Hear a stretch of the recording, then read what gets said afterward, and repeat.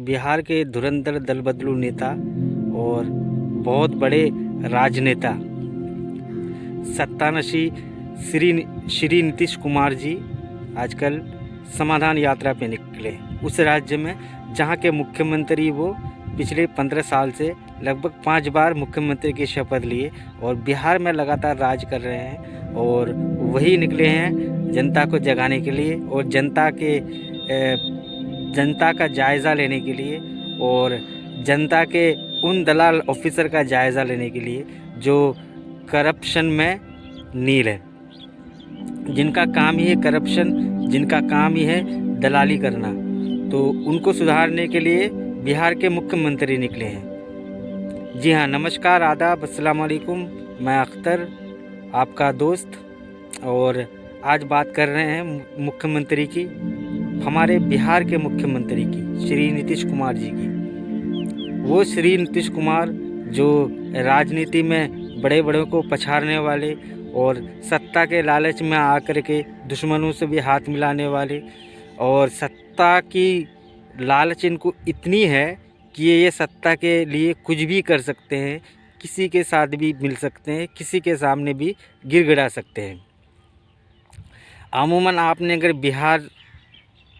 बिहार से अगर होंगे आप या भारत से होंगे तो आप नीतीश कुमार की राजनीतिक चरित्र से काफ़ी ज़्यादा वाकिफ़ होंगे और बहुत सारे लोग उनसे शायद प्रभावित भी होंगे। लेकिन मैं आज बात कर रहा हूँ इस मुद्दे पे कि जो मुख्यमंत्री लगातार 5 बार से शपथ ले रहा मुख्यमंत्री पद के लिए और जिसने कई बार मदारी का खेला समझ करके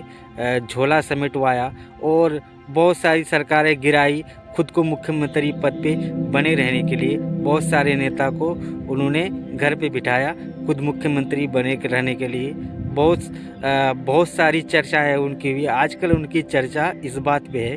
कि वो प्रधानमंत्री पद के दावेदार कहे जा रहे हैं और वो खास करके बिहार में जन लोगों को घूम करके और हर जिला में जा कर के वो ये संदेश देना चाहते हैं और सरज़मीन का जायज़ा ले रहे हैं कि हमारे जो अधिकारी है, जिसको हमने ही नौकरी दी, हमने ही बनाया और हमने ही सिस्टम को चलाना सिखाया, हमने ही करप्शन को बढ़ावा दिया, वो किस तरह से आजकल करप्शन कर रहे हैं। तो हमारे बिहार के लाडला मुख्यमंत्री सुशासन बाबू पे ये सवाल उठता है और ये उंगली उठती है कि आप लगातार 15 साल से मुख्यमंत्री हैं, अगर आपने काश के सही तरीके से चलाया होता सिस्टम को और सिस्टम में बैठे इन दोगले अधिकारियों को सही रास्ता दिखाया होता और इन पे कड़ाई बरती होती तो आज दिन बिहार में आपको सरजमीन पे उतरना नहीं पड़ता। और जो विपक्ष का काम है वो आप अपने हाथों में लेके खुद कर रहे हैं, तो विपक्ष के लिए क्या छोड़ रहे हैं? क्या विपक्ष के लिए आप अपनी कुर्सी दे रहे हैं विपक्ष को बैठने के लिए? आप विकास नहीं कर पाएंगे बिहार का और आपसे विकास होने वाला नहीं है, क्योंकि कोई भी अगर मुख्यमंत्री पद पे बने रह करके 15 साल तक, कोई भी मुख्यमंत्री अगर 15 साल तक जिस राज्य पे राज कर रहा हो और वो बिहार का विकास नहीं कर पा रहा हो, बिहार की गरीबी दूर नहीं कर पा रहा हो, तो ये तो धिक्कार है। और ये आप पे सीधा सवाल उठता है कि आपने सत्ता में बैठ के कुछ भी काम नहीं किया है। किसी भी राज्य का विकास करने के लिए 5 साल जो है ना बहुत कुछ दे सकता है राज्य को। जैसे आपने देखा होगा आप सबने कि दिल्ली के मुख्यमंत्री अरविंद केजरीवाल, उन्होंने 5 साल में कितना विकास किया और जनता का किस तरह से साथ मिला और जनता का किस तरह से प्यार मिला कि वो फिर से दोबारा मुख्यमंत्री बन करके कुर्सी में बैठे और एक राज्य उन्होंने और जीत लिया, पंजाब। मैं किसी पार्टी की लेकिन मानवता के नाते और इंसानियत के नाते, हम इंसान हैं, सबसे पहले हमें इंसानियत सिखाता है। तो जो सच्चाई है उस सच्चाई पे बात करनी चाहिए और चाहे वो किसी भी पार्टी का हो। हालांकि मैं बीजेपी का सपोर्टर नहीं हूँ, मैं बीजेपी का सपोर्टर नहीं हूँ या किसी भी पार्टी का सपोर्टर नहीं हूँ। आप ऐसा सोच रहे हैं कि मैं मुख्यमंत्री के खिलाफ़ बोल रहा हूँ तो मैं किसी का सपोर्टर हूँ, तो ऐसा बिल्कुल भी नहीं है। जो सच्चाई है वो सच्चाई जनता को जानना चाहिए और आपको जागरूक होना चाहिए कि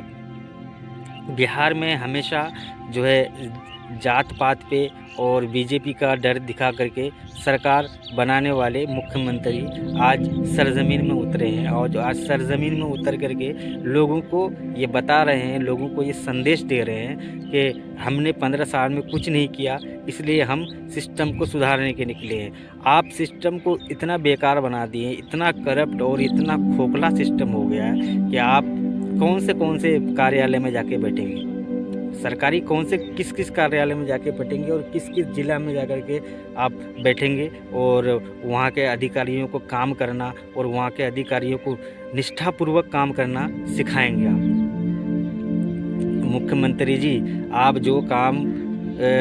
सरज़मीन में उतर के कर रहे हैं, ये काम अगर काश के आपने पहले से किया होता और पहले से कड़ाई बरती होती तो ऐसी स्थिति नहीं होती बिहार में। क्या आपको पता है कि बिहार के लोगों को सरकारी कार्यालय में सरकारी काम करवाने के लिए कितनी दिक्कत होती है, कितनी तकलीफ़ होती है, कितना परेशानी उठाना पड़ता है, कितने पैसे खर्च करने पड़ते हैं।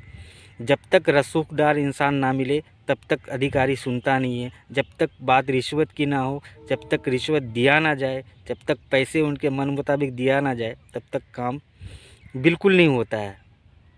और इस बात से आप भी जो है ना बेखबर नहीं हैं, आपको इस बात की पूरी खबर है कि बिना दलाली के और बिना रिश्वत के बिहार में कुछ काम नहीं होता है। और अगर काम होता भी है तो उन लोगों का जो लोग तलवे चाटते हैं जाकर के ब्लॉक में, जो लोग तलवे चाटते हैं जाकर के सरकारी ऑफिसर का, या किसी रसूखदार इंसान को लेके जो जाए ब्लॉक में या किसी भी कार्यालय में, तब काम होता है। क्या बिहार का सिस्टम ऐसा नहीं हो सकता है कि हर इंसान को अधिकार है अपना काम करवाने का और हर इंसान अपना काम आसानी से करवा सके, जो उनको किसी की दलाली की ज़रूरत ना पड़े, किसी का रसूख का इस्तेमाल ना करना पड़े। और मुख्यमंत्री का डर होना चाहिए अधिकारियों पे। जिस तरह से आपने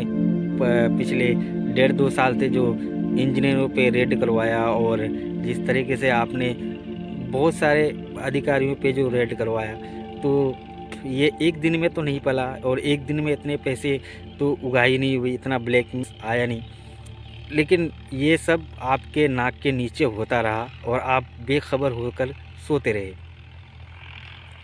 करप्शन, दलाली, गुंडागर्दी और घूसखोरी सब आपके नाक के नीचे हुआ और आप जो है पता नहीं कहाँ पे सोए थे और किस जगह किस ख्याल में आप गुम थे कि आपके नीचे आपके राज्य को बर्बाद कर दिया गया और आप राज्य के मुख्यमंत्री सत्ता पे बैठे रहे सत्ता नशी होकर के, और सत्ता नशी में इतना चूर रहे आप कि आपको बिहार की खबर ही नहीं लगी। और जब बात आप पे आए, जब बात आप बिगड़ने लगी, जब आप सोच रहे हैं कि हम प्रधानमंत्री बनके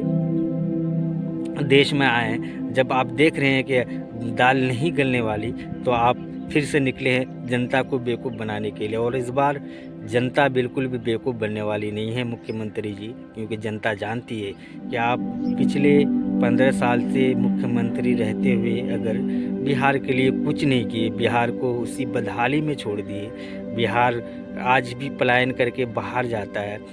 दिल्ली में, मुंबई में, गुजरात में, और कहीं भी किसी भी राज्य में जाता है, वहाँ बिहारी गाली नाम से संबोधित किया जाता है, बिहारी कह के जलील किया जाता है, बिहारी कह के लात जूते मारा जाता है और बिहारी कह कर के जो है धिक्कार दिया जाता है और बिहारी कह कर के जो है कम पैसे पे हमें काम करवाया जाता है। तब अगर आपने विकास किया होता और आपने सोचा होता बिहारी के लिए, तो बिहार की स्थिति ऐसी ख़राब कभी नहीं हो सकती थी। आज आप समाधान यात्रा निकाल करके पता नहीं क्या साबित करना चाहते हैं और इसमें बिहार का क्या फ़ायदा है, मुझे तो कुछ समझ में आ नहीं रहा है। और लोग हंस भी रहे हैं कि जो मुख्यमंत्री लगातार 15 साल से जिस राज्य पे राज कर रहा हो और उनको सरजमीन पे आके विपक्ष के तरह मुख्यमंत्री रहते हुए जो जो फ़िलहाल मुख्यमंत्री हैं और वो ज़मीन पे आके उतर के लोगों को जगा रहे हैं, लोगों को बता रहे हैं, तो ये बिल्कुल ऐसा मैसेज जाता है और ये साफ दर्शाता है कि आपने कुछ काम नहीं किया, आप सिस्टम को हैंडल नहीं कर पाए, आप सिस्टम के अधिकारियों को मनमानी करने दिए और यही खामियाजा बिहार को भुगतना पड़ा और बिहार गरीब का गरीब रह गया। तो आप लोगों से मैं कहना चाहता हूँ कि आने वाले टाइम पे आप सरकार के खिलाफ़ ज़रूर बोलिए और जात पात से ऊपर आकर के बोलिए। जात पात अलग बात है, लेकिन इंसानियत, मानवता सबसे बड़ी बात है और नहीं बोले तो आने वाली नस्लें आपको जो है गालियाँ देगी और आप पे थूकेगी। कम से कम जो सच्चाई है उसके खिलाफ़ बोलना सीखिए और आसपास के लोगों का एक दूसरे का मदद किया कीजिए, क्योंकि बहुत सारे लोगों को मदद की ज़रूरत है। तो एक दूसरे की मदद कीजिएगा तो ऐसे ही हमारा देश आगे बढ़ेगा और बिहार भी आगे बढ़ेगा। और प्लीज़ खुश रखिए अपने आप को और लोगों को खुश रखिए और मेरा भी सपोर्ट किया कीजिए अगर आपका मन चाहे तो लाइक और सब्सक्राइब करके। Thank you. जय हिंद, जय भारत।